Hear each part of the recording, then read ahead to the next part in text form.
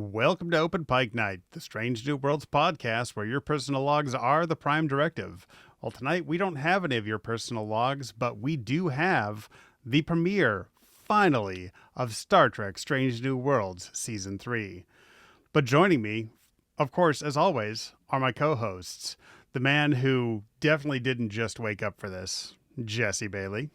It is not my fault that you guys decided to record at the crack of noon-ish on a Saturday, but I am dedicated and thus am here. We appreciate it. Yeah, absolutely. And the man who put on a tie just to talk about, well, Star Trek, because he always does, because he is Dapper Cameron Greenshirt Harrison. Ooh, Dapper Cam. That's new. Yeah. I like it. Let's do Yeah. it. All right, well, it's premiere day at Tribeca Film Festival. Episode 1, I think just episode 1 of Strange New World Season 3 is being screened tonight or was just finished screening. And we actually are recording this on premiere day. This isn't something we recorded way in the past, just about 7 hours in the past. So for those of you who got to see it, it's pretty awesome. What do you guys think? You want to start with our 2-word reviews, Cam? Yeah, it's been 2 years, so let's boil all of those thoughts and emotions and feelings and angsts down into 2 single words. And then after that, then we'll do our 24 word for 24 months, and then 96 word.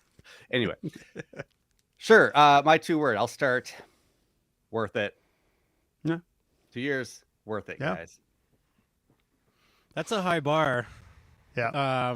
But I think I agree with that. There were so many feelings when we got the screeners. I was like, do I watch all of these right now? Do I wait? Do I only watch the first one? Like, what do I do? Because it's like getting a limited Christmas gift that you can run out of. It was like, do I open it all at once or do I wait? But worth it, I think, is absolutely a good way to put it. So Yeah. I agree is your 2-word review. No, my 2-word review is hot damn. Yeah. Nice. Nice. Yep. That absolutely applies too. I remember the first time seeing this several times, exclaiming out loud, like, wow, this is, it's a great episode. It's a great start to a season. Yeah, we spoke before about how, well, I spoke about how I think Such Sweet Sorrow from Discovery might be one of my favorite Star Trek 2-parters ever. Hmm. And that holds true. But I think Hegemony might be at the top of my list now. Hegemony Oh, Part man. 2 is very well done. It doesn't feel like it was written in the old style of, well, we'll just write ourselves into a corner and then figure it out later. It feels like they wrote a whole episode and cut it in half. Yeah. Mm-hmm. And that dovetails nicely into my 2-word and a number review. Worthy Part 2 is my 2-word and a number review for Nice. this episode because it is. It is. Like, Yeah. I'm hoping everybody who just saw it at the screener and everybody who gets to see it in about a month thinks the same thing. Yeah, I know most of you watching and listening to this won't be able to watch it for a month, and I am so sorry, but again, it's gonna be worth the wait. Trust me. Yes. Yeah. You won't be disappointed. Let me ask you guys this, because we talked about other part 2s and everything, and of course there are some classic Star Trek cliffhangers and part 2s and 2-parters. We've talked about them. I feel like with much of the TNG, there's always a really good part 1, because as you say, like they just write themselves into a corner and don't give a shit. And then they get to the second part and like, oh, we don't know what to do, so let's kind of just throw something at the wall. And I feel like almost, maybe with the exception of one, like the second part drops off. Best of Both Worlds is a great 2-parter, but I feel like the second part's a bit of a disappointment after the first part. It's because that first part is so insanely good. Exactly. Yeah. Yeah. Yeah. But I also feel like 2 didn't quite pick up a lot of the threads 1 put Right. down. Like they just weren't interested in it. Yeah. I feel like Hegemony, I loved part 1. I mean, we talked about it. I remember I exclaimed no notes at the end of our first viewing. Mhm. I think part 2 is better. I think they leveled up here, and that's what a good 2-parter should do. Yes, I think level up is a good way to put it, because like having 2 seasons behind us, we know what this show is good at, right? Yeah. Mhm. We know where its strengths are. We know what kind of things we can expect as far as like intensity and drama and humor and all those things. And this really plays with your expectations. Like there is like you know what you're gonna get. You're gonna get the second half of that story, right? Yeah, there's no big surprises in like the plot, or at least the setup. We're not like jumping Right. back in time or something right at the beginning. Right. Yeah. Yeah, it picks up exactly where the last episode left off. And if you've seen the teasers, I mean, you know how this episode starts. You've all seen 8% of this episode. Right. Yeah. That cold open. But I was still very surprised by a lot of what I saw in this episode. I was like, are they doing this? Are they doing that? Do they dare do that to me personally? And I was the entire time, I was like, okay, I'm going to have to watch this twice immediately because I got to text Cameron and John and send them a bunch of swear words and like, you know, superlatives. Like the chat was full. Okay. I was really impressed because like I said, I kind of thought I knew what to expect as far as like, well, here's probably how this will go. And I wasn't incorrect about all that, but the style of everything and the commitment to everything they decided to do, the intensity of it does not drop off from the first episode. In fact, it actually goes up. Nonstop was my backup 2-word review in case somebody said something similar because it is nonstop. I mean, okay, let's just say this. You have a month now from hearing this. Rewatch part 1. Like it's not absolutely necessary, but man, if it's been 2 years since you've seen part 1, rewatch part 1. Just put yourself back in the position where everybody, make sure you remember where everybody is before this episode starts. Because there's a previously on, but it drops right into it. And there's a lot that happens to every character. And you just need to, you got to be familiar with where they're at. It helps. If I may, you've got a month. Rewatch the last 2 seasons because they bring in stuff from the last 2 seasons in very smart ways, emotional ways too. Like you want that fresh in your mind. I'll also say you may hear a dramatic reading of those text messages when we do our full recap review after this episode drops. So yes, be sure to look for that in a month. Yeah, and in a month, if you have not called in to Open Pike Night and you want to talk about Strange New Worlds, call in. Send us your messages. Openpike.com to record. You can just do it right on your phone. Talk right into your mic. Try not to do it while you're driving, operating heavy machinery, or on any kind of medication. And while being mauled by gorillas. Might not be the best audio. I'm actually going to put a caveat there. Like if you're on that dentist medicine where you don't recognize reality, please call into Open Pike Night. Please. I would we love won't to say hear your a name. call I want to hear one that's about an episode that never happened. Like we'll call that episode Open Wide Night. Yes. Yeah. Oh, very man. nice. That's good, Cameron. We have to get in to top pun form if we're going to be doing a whole season of coverage. Again, it's been 2 years since we've done this. We got to definitely knock some rust off the pun muscles there.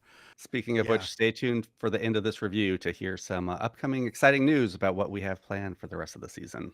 Absolutely. Yes. Absolutely. Now we can confirm at this point, we did get the screeners. We are still on the list. We have seen the first 5 episodes of this season.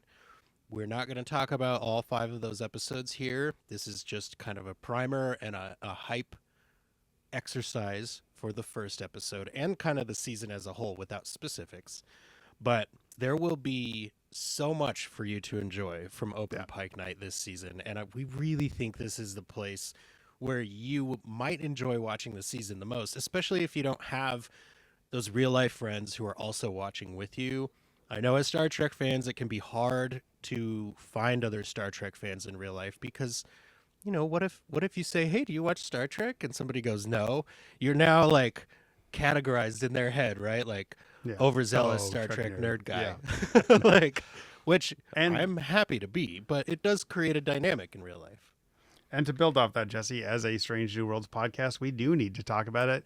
We have seen more than half of all of Strange New Worlds, having seen these first 5 episodes. We did just get the announcement that season 5 will be the final and a truncated 6-episode season. So we have 46 episodes for this show, and man, feels weird. Feels weird. It does, especially to know so far ahead of time, right? Because Yeah, it's like a 2027 problem for most of us. right, but it's like I don't know. I think that's helping me, right? Like usually when a show gets canceled or not continued on most streaming platforms now, you find that out, you know, in the middle of enjoying it, or you find that out at a time that's not super convenient. Like a freaking Cowboy Bebop was canceled like before it was done airing all its episodes if you sat down to watch it on a particular day, right? Which really made watching that last episode very rough. Yeah. Yeah. And Because they were not planning that to be the last episode. right. And that's kind of where I'm coming from. Like, at least now, like, we know none of season 5 has been filmed, right? So they're going to have a chance to give themselves a proper send off. This is not going to be a Star Trek Discovery situation where they're like, oh, you know, let's shoot some extra stuff and tack it to the end of this episode, which I'm glad they got the opportunity to do, but you could absolutely see the seams of that. Yeah. And I'm trying to temper my disappointment, right? So I've been looking online a lot, chatting with folks on social media, finding out how other people are feeling about this, trying to, you know, kind of be a grown-up about it. That's not what I'm known for here, but it's like it probably would help me to help to filter my feelings through other people's views. And one point that I've seen brought up a couple times that I think is really helpful is think about all the other streaming shows that you like that are part of an established IP. Cameron, how many seasons did the Dark Crystal series get? How many seasons? That would be one. How many seasons did Willow get? Like, That would be one for good reason.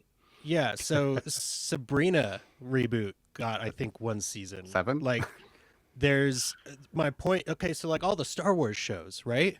None of those have had 5 seasons. Like, there's 1 season and canceled, or 2 seasons and that's the whole story, or 1 season with maybe another one coming up, right? Like, The Mandalorian is obviously the most successful there, and it's got a movie coming, but it doesn't have another season coming.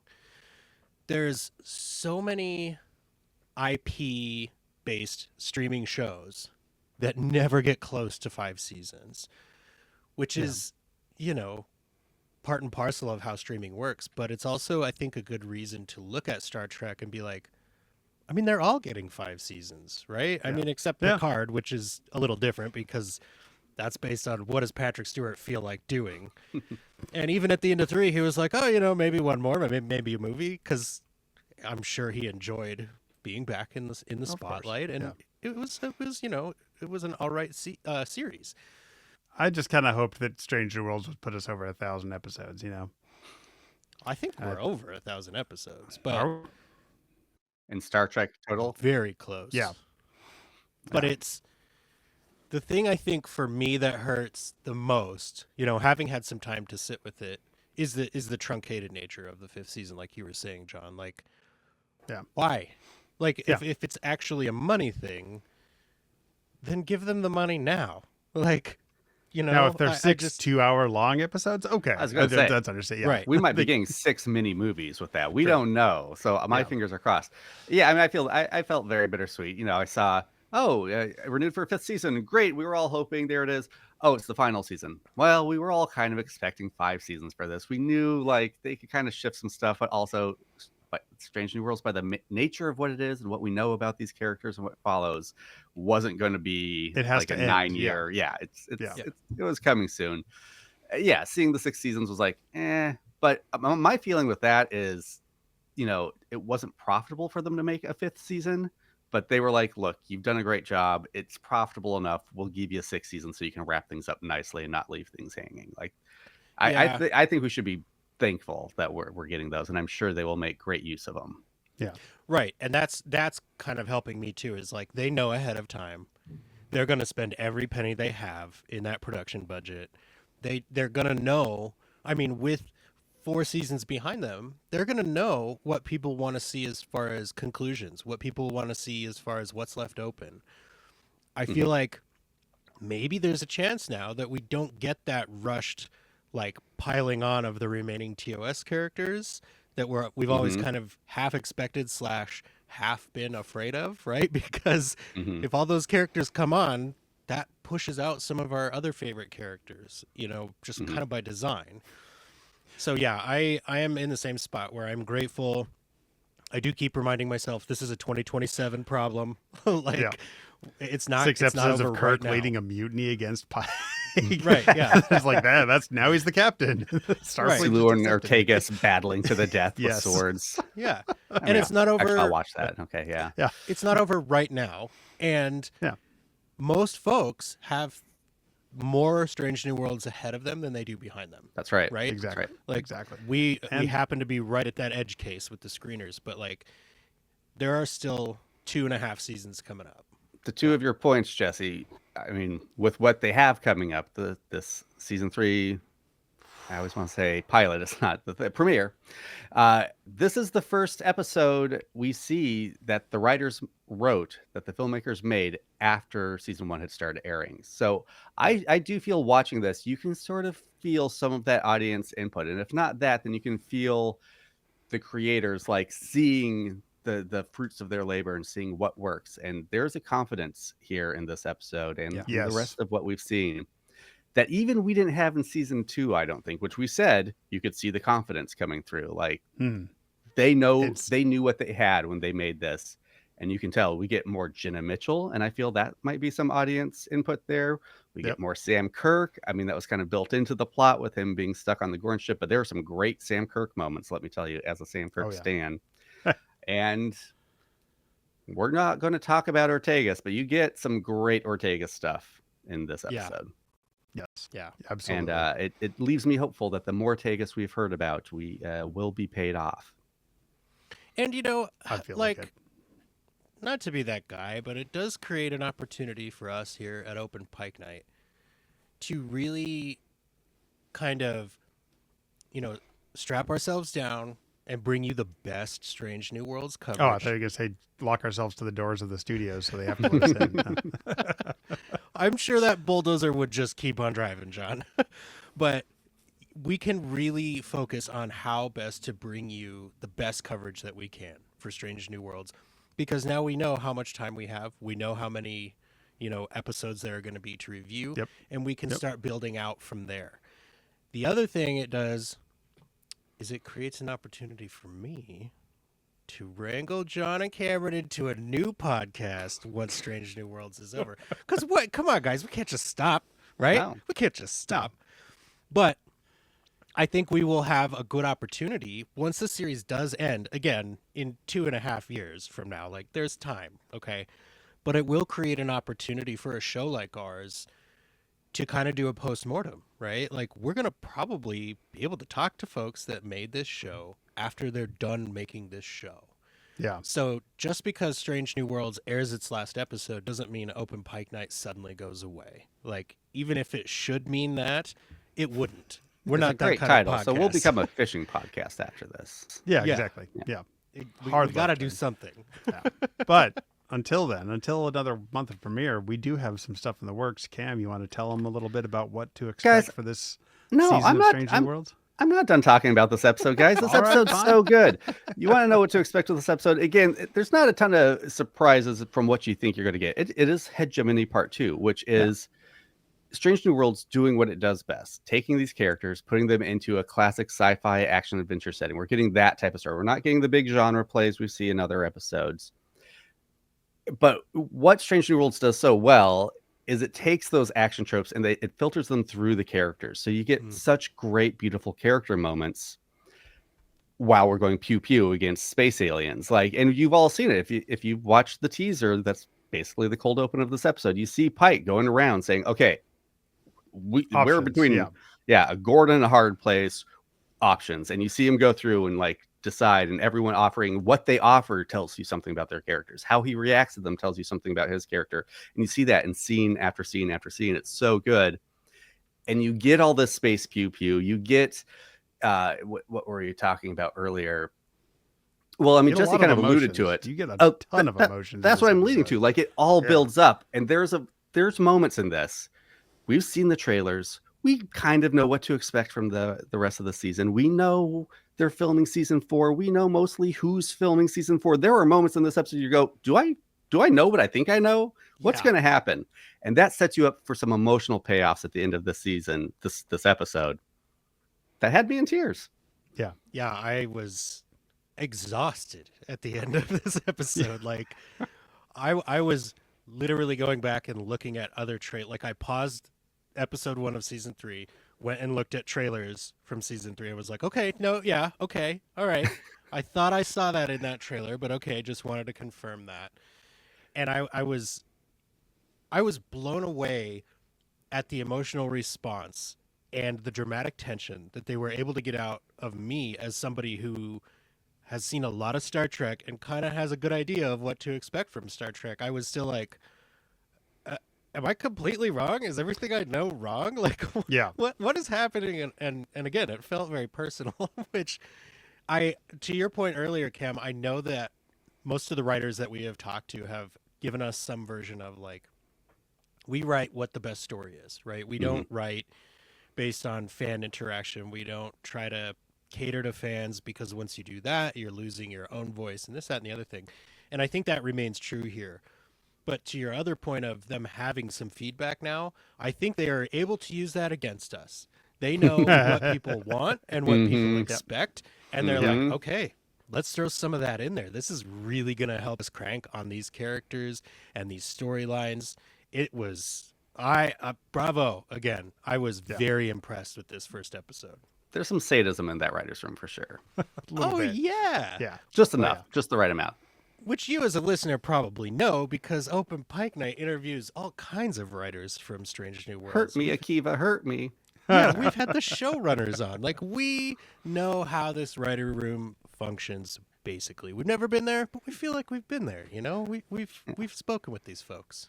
Speaking of which, again, it's just doing everything we've come to love with Strange New Worlds, even though they're not doing the big genre swings we know are coming this season.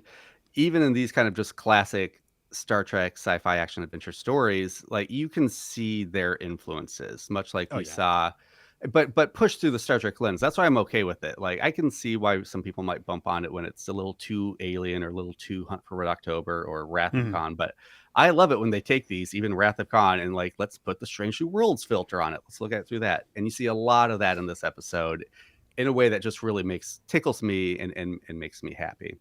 Yeah, and it's a good reminder. You know, I understand, like, completely understand, hating corporations and being upset with production decisions. I completely understand that. But I think this is a good reminder. Being able to see these influences is a really good reminder that the show is made by people. It's made by people who really care and, are fans of Star Trek and fans of sci-fi. Like, go ahead, be bummed that we're not getting 10 seasons. But please remember, especially, like, you know, in your social media interactions, that there are people, real people, making this show. They probably didn't decide, you know what, I don't want to have this job anymore. So use that to kind of temper your reactions here. Obviously, all of your feelings are completely valid, and I completely get it. But, like, we don't need to be mad at anybody about this, I don't think. I think we're in a good spot. We know we're getting 5 seasons. We know that they're getting time to craft their final season.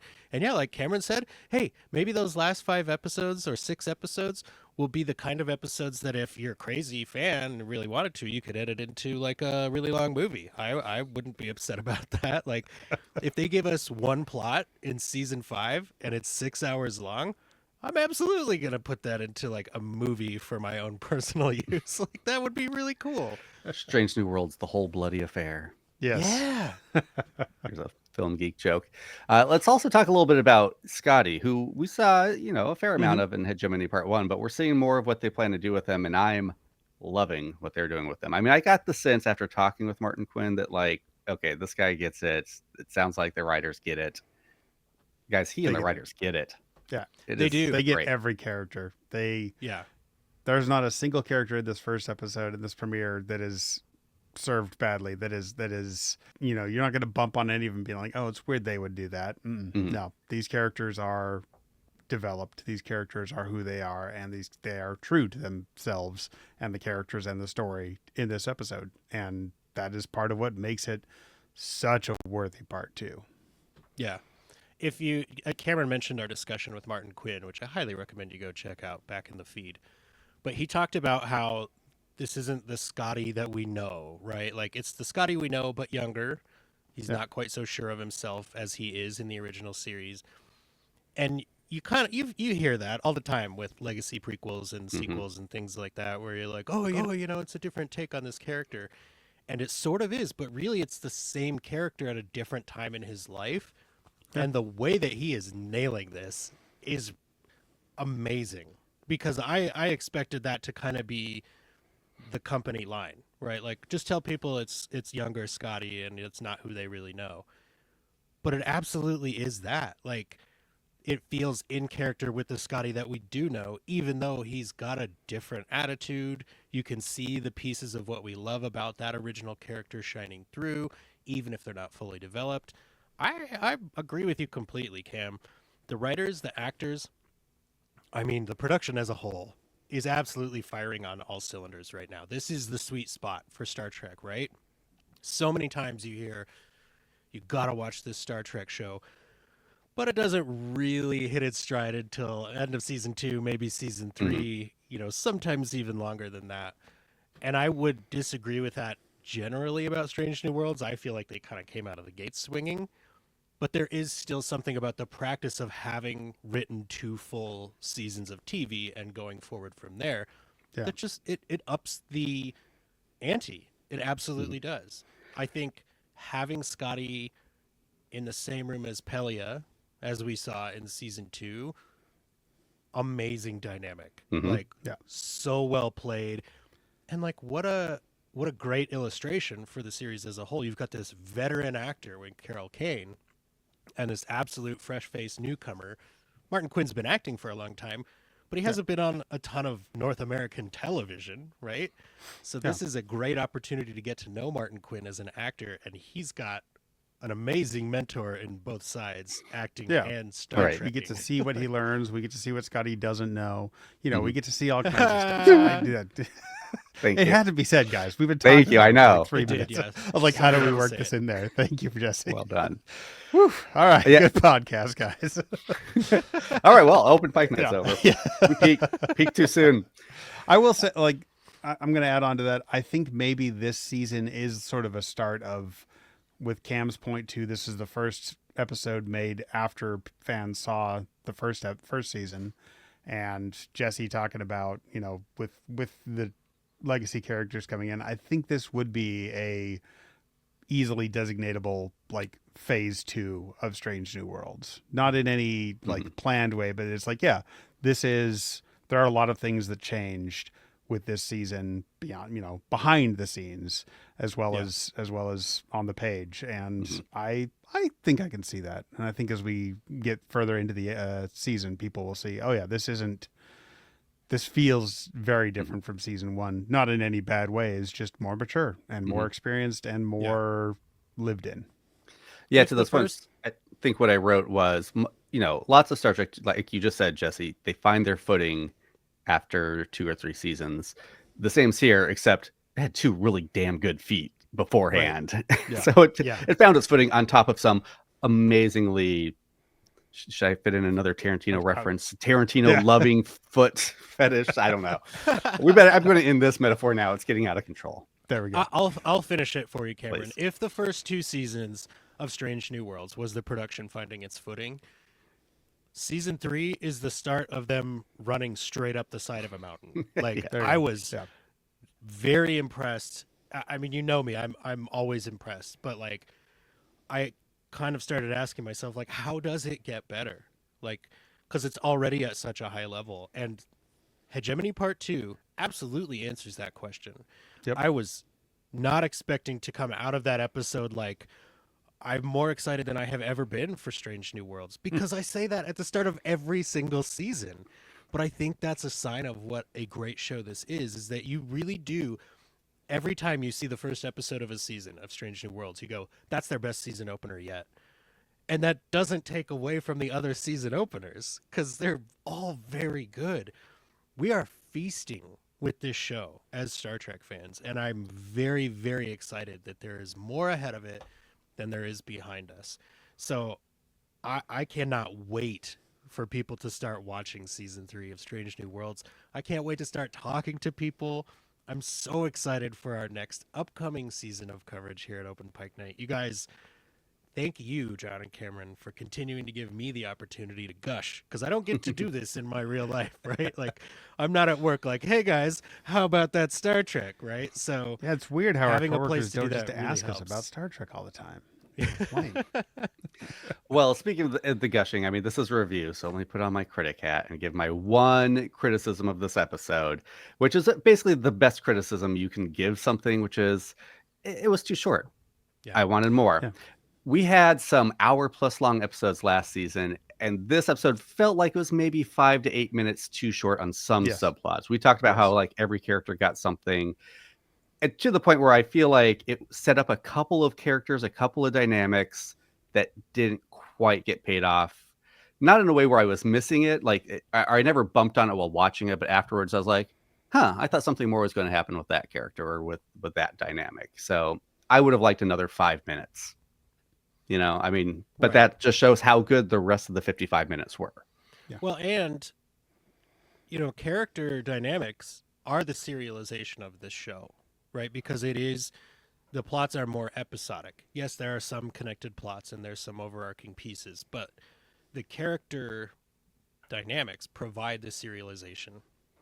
These are the way the relationships change and the way the characters interact with each other is the thing that we know will keep developing and, you know, connect the episodes together as the season moves forward. And I think that absolutely holds true here. So all the little things you notice between characters in Hegemony Part 2, keep track of those. Yeah. Mhm. Yeah. Don't think the plot lines from Hegemony Part 2 are closed up. That's all we can say about the rest. Yeah. All right. Well. All right, I'm done. I'm done now. Now are you Okay. ready, Cameron? I guess. Wait. So I'll wait a month for the rest. I'll wait a month. There you go. Yeah, exactly. We still have to talk about this episode again. So, yeah. In fact, we already have with the writer Davey Perez in Yes, we have. preparation for one of our series we have coming up. You know, the one thing with our format is we don't get to drop our conversation about the episodes until 5 days after the episode airs. And, you know, we do that because we want to hear from everyone and give everyone a chance to watch the episode and call in with their thoughts. So that's not changing. We will still have that. But on release day of each episode, we're going to drop an exclusive conversation with at least one, if not both, of the writers of all the episodes. Hopefully, I can't guarantee we'll get them all, but we've got a lot already. Yep. And yeah, you'll be able to hear, you know, we'll dive deep into how they came up with the episode, you know, the struggles with each one, what they were trying to accomplish, and fun little tidbits. We're calling it Open, no, not Open, Not- Strange New Words. Thank you. I was like, it's not was Open like, Pike, right? It's Oh, I was like, Damn, this that is would've this been is good one of too. the things I didn't name, so I don't know what the name is. Strange New Words. Yes. Strange New Words. Yeah, so tune in. You know, as soon as you watch the episode, you can come find us. We'll probably release those here on YouTube as well, so you can find them and watch us and the writers just geek out Absolutely. about these episodes. Yeah, Yeah. whenever possible, we're going to be giving you the video of those as well as the podcast audio of those. And Cameron, let's say hypothetically, there's somebody watching this video right now that's like, well, I don't have screeners and I didn't get to go to Tribeca and I got to wait for this premiere. Do we have anything that we could do to like help them keep their hype levels high between now and then? Well, I mean, speaking of video and watching us talk to people, let's talk to one of the actors, maybe live. Oh, yeah. Like Yeah. let people watch it live That'd be a good idea. and give their questions right away and not have to send in a call. I Yeah, think that's a that'd be a good good idea. idea. Do you guys Who should we think we talk to? should? I think, I mean, Who do the we talk best to first? option, I think, would be the patron saint of Open Yeah. Pike Night, You're not which, talking of about. course, is Melissa Navia. That's a good our idea. favorite pilot. Yeah. Yeah. Great idea. We are How about a incredibly week? excited. A weekish Yeah. from now? Yeah. June Weekish from now. 22nd? Yeah. Why don't you come I can make that. hang out? Have a Sunday night with us. Let's talk about Star That's free. Trek. Yeah. I'm so excited that we get to talk to Melissa Navia again. This is her third appearance with us, I think. Yep. And Oh, it yeah. absolutely will not be her last. But when we met her at Star Trek Las Vegas 2 freaking years ago, we really kind of finally understood, like, this person gets it. She understands the gravity of being in Star Trek. She understands how the fans attach themselves to this property. And we think she's the perfect person to help usher in the third season of Strange New Worlds for us, especially because, like we said, without her, Open Pike Night doesn't exist in the same form that it does right now. She was our first interview. She offered us a legitimacy that we could go then show to other managers, PR people, agents, and say, look, we're a real podcast, okay? Like, you should have your client come and hang out with us. And as you know, as a longtime Open Pike Night listener, that has borne fruit. So having Melissa Navia back to help us usher in this third season is something we are so excited to bring to you. As Cameron said, next Sunday, if you're watching this video on the day it drops, June 22nd, 2025, 8 p.m. Eastern, come hang out with us live on YouTube. Melissa will be here. You can chat live. We'll pick out questions from the chat. She'll be able to see them. She can answer them directly. And we can start revving up our engines of excitement for season 3. I mean, let's be honest. Those engines are pretty much topped out, but maybe we can shift into that next gear of excitement for season 3. Metaphors Can we are just hard, you give it guys. any more, Captain? That's my best, Scotty. I've got a pretty good Scotty, but like respectfully, I think I should not share it because we want Martin Quinn to come back. Exactly. Yeah. Don't outshine the sun. All right. I So wouldn't go next that Sunday, far. June 22nd, 8 p.m. Eastern, join us on YouTube for our live Q&A with Melissa Navia, Ortegas herself. Until then, be sure to clean up after yourselves. Be sure to tip your servers. You can go anywhere you want, but you can't stay here.